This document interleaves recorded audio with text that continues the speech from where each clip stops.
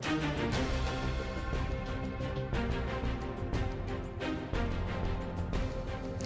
прямом эфире «Чеченские вести». Я, Рамзан Абуев, и мои коллеги-журналисты готовы поделиться с наиболее значимыми событиями. Ассаламу алейкум. Чем запомнится четверг, 23 октября.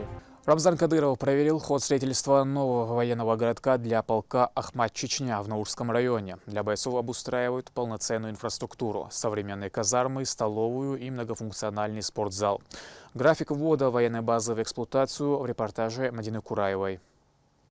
Новая военная база расположилась в станице Ищорская. Здесь будет служить полк Ахмат-Чечня. О результатах проделанной работы рассказали главе региона в ходе инспекционной поездки. Площадь территории более 60 гектаров, включает в себя всю необходимую инфраструктуру. Казармы для более чем 1000 бойцов, столовая на 600 мест, штаб с актовым залом, а также общежитие для офицеров.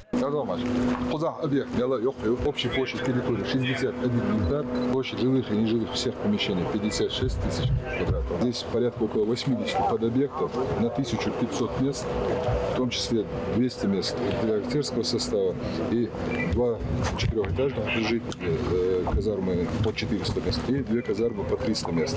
За столовую на 600 посадок за одну смену, на 1200, соответственно, общие. Плюс спортивный зал и медицинский рота и более 2500 квадратных метров. А штаб бьет таким же образом порядка 2500 квадратных метров. Медицинская рота рассчитана на 30 койко-мест. Плац, общая площадь 6000 квадратных метров. Парковые зоны, 240 единиц техники, из них 40 единиц теплые помещения. Полностью предусмотрены все необходимые мероприятия, все условия для того, чтобы для осмотра заправочной станции на 4 колонки, для осмотра всего транспорта, для обслуживания этого транспорта. Контрольно-технический пункт у себя расположен на всей территории 61 тысяч квадратных метров. Полностью созданы все условия для занятий спортом, спортивный комплекс, боец, футбольная площадка, ну и тренажерные площадки, необходимые для занятий спортом.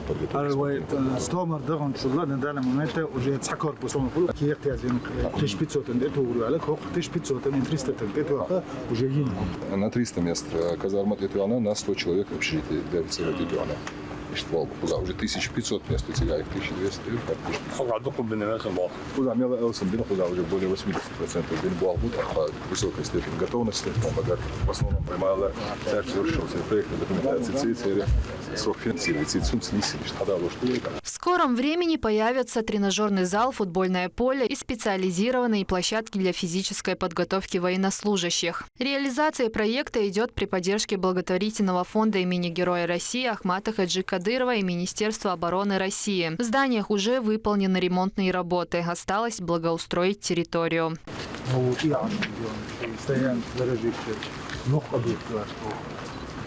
Практически помещение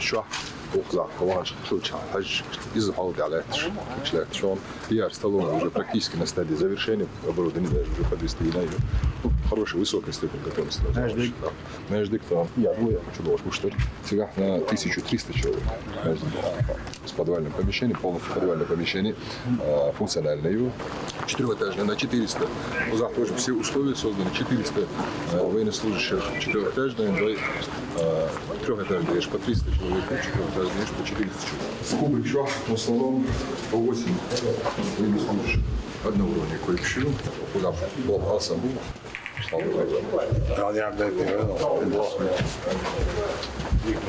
Рамзан Кадыров поинтересовался у главы Наурского района состоянием муниципалитета, развития социальной инфраструктуры, а также обеспечения жителей всем необходимым.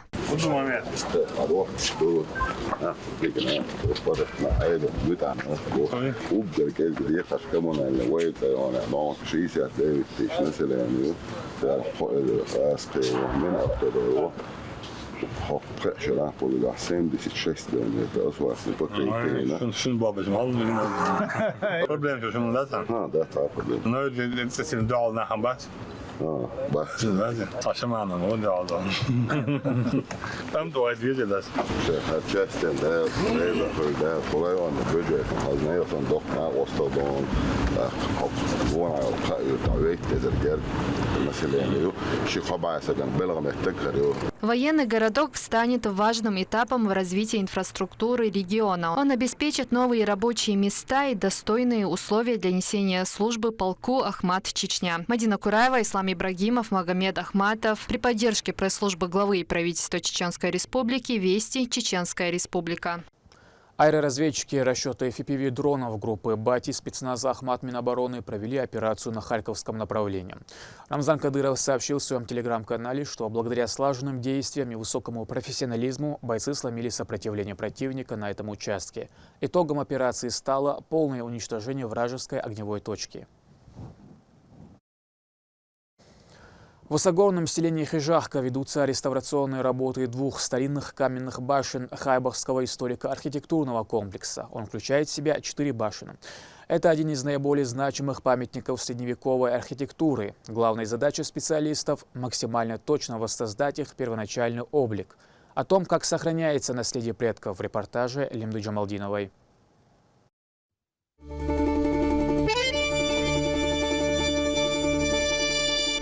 Холодный, но будто дышит. Эти стены видели, как сюда приходили воины, как семьи спасались от врагов и как исчезали целые поколения. Когда-то здесь кипела жизнь, сегодня только ветер и память. Но стоит задержаться, и ты начинаешь слышать, о чем говорят камни.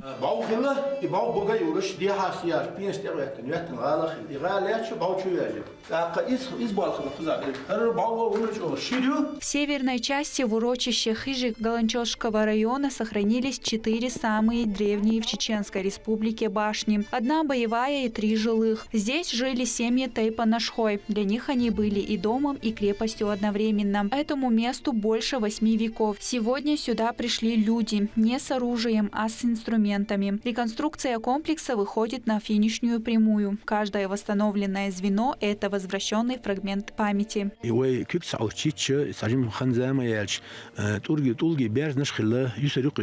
غالياتن متك باولياتن متك تولجي غالي بارز بو بوش اشتي سرقش طبعا واشت كيكتوش متقاتها تحين شتاك تحين نغيت غال نشخلوي بعين شخلوي تاقم دنيا عند مصنع ارسن شيش زمان شا كيكتوش قال لي اليوم متقوات جت بلش باش حدوش مدير تاق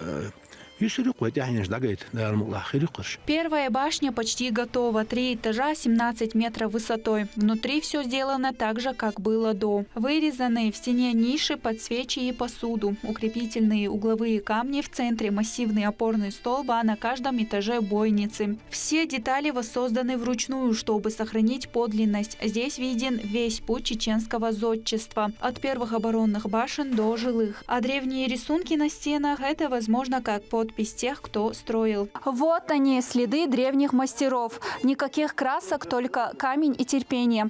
Возможно, это метки рода или просто узоры. Но одно ясно, человек, который вырезал это, хотел, чтобы его след не исчез. Эти петроглифы пережили войны и время. Их авторы неизвестны, и мало кто знает значение выведенных на камне древних символов.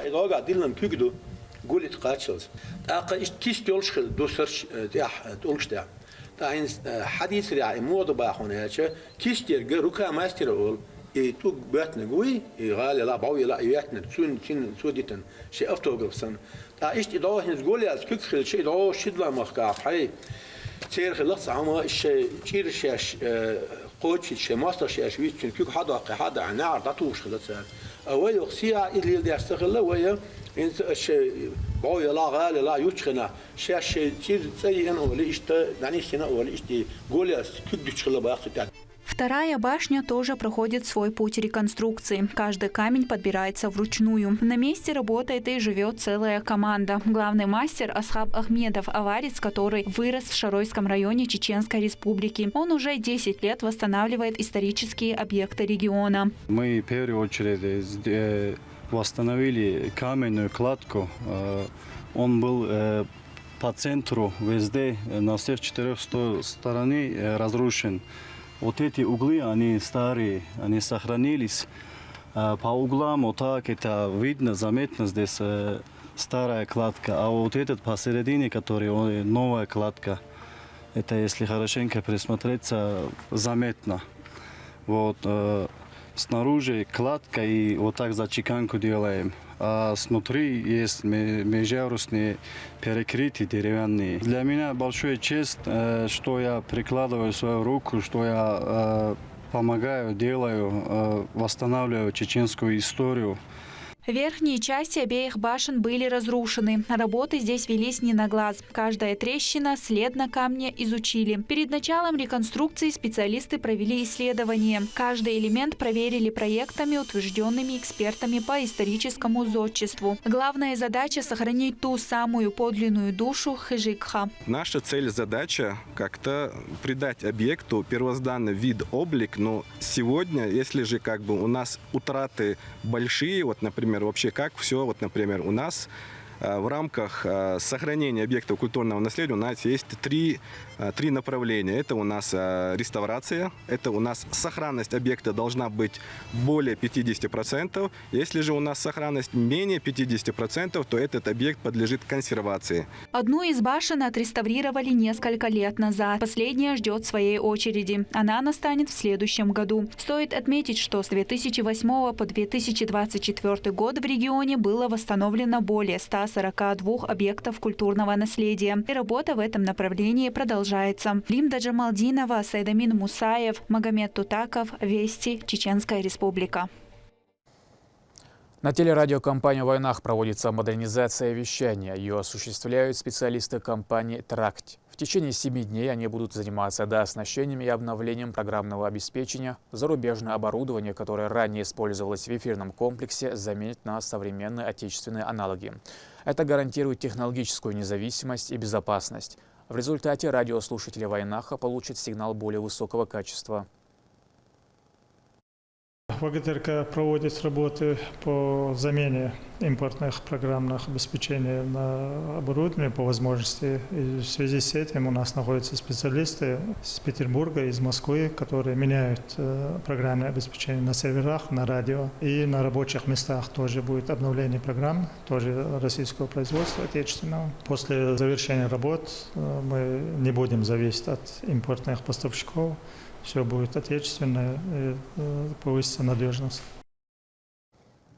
В Министерстве по национальной политике и внешним связям печати информации состоялась пресс-конференция, приуроченная к 10-й Всероссийской просветительской акции «Большой этнографический диктант». Участие приняли представители ведомства, а также руководители национально-культурных и образовательных организаций. В этом году мероприятие проходит в рамках международного фестиваля «Народы России и СНГ». Акция состоится по всей стране в период с 1 по 8 ноября. В ходе пресс-конференции спикеры рассказали цели и задачи диктанта, его значение для популяризации культурного наследия народов, а также ответили на вопросы журналистов. Каждый старается показать свои, пишет онлайн-диктанты, свою национальную культуру, национальную традицию, там все там описывается. И благодаря этим мы ознакомимся.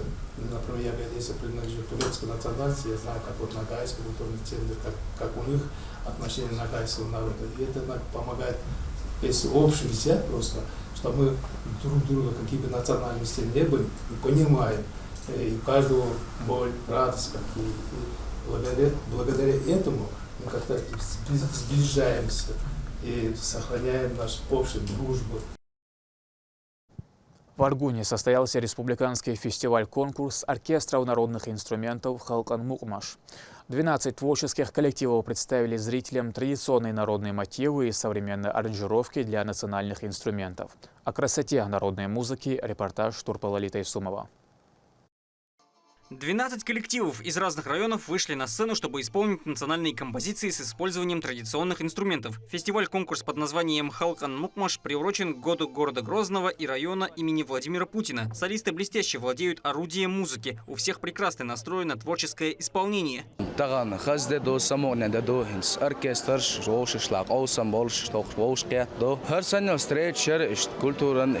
В качестве жюри присутствовали известные музыканты и деятели, много лет отдавшие данному искусству. На сцене звучат красивые произведения в исполнении солистов муниципальных культурных учреждений. Каждый играет на своем инструменте, к примеру, течек-пандор, аккордеон и других.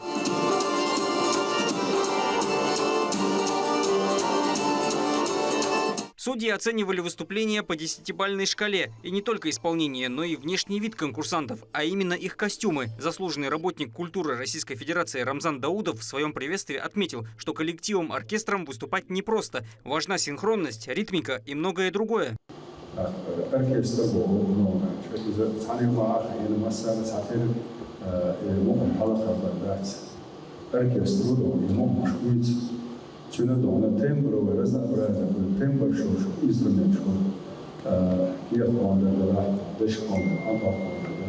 По итогам третье место досталось коллективам из Шатойского и Ножеюртовского районов. Серебро увезли Грозненский и Надтеричный муниципалитеты. А победителем стала команда Дома культуры города Аргун. Всем счастливцам были вручены кубки и дипломы.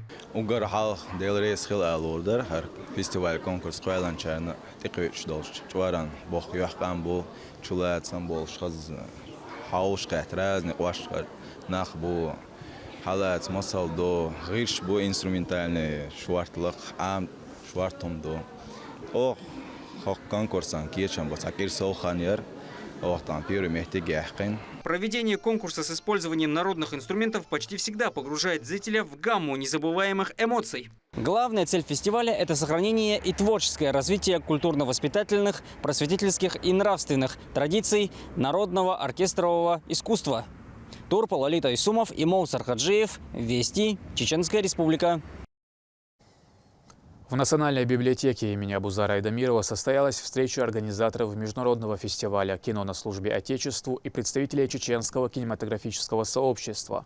На круглом столе обсуждали роль современного кинематографа в укреплении гражданской идентичности и патриотическом воспитании молодежи. Участники подчеркнули, кино, особенно документальные ленты и исторические драмы, важный инструмент для трансляции духовно-нравственных ценностей. Это способ сохранить в памяти героические подвиги бойцов, которые выполняют свой долг в зоне СВО. Перспективы сотрудничества намечены самые широкие. Я вот для себя 3 слова, наверное, вывела. Для меня, например, правда, подвиг и победа – это единая история, которой мы сейчас с вами все занимаемся. И этот круглый стол, он как раз об этом. Он о правде, он о подвигах. Подвиг, он разный может быть. Даже дать жизнь сегодня – это подвиг на самом деле. Потому что, когда я сейчас встречаюсь с молодежью, я всегда говорю очень важную вещь, что если вы хотите сегодня стать героем, сегодня самое главное – это дать жизнь. На этом пока все. Много интересного контента смотрите на аккаунт Алайнаха в социальных платформах.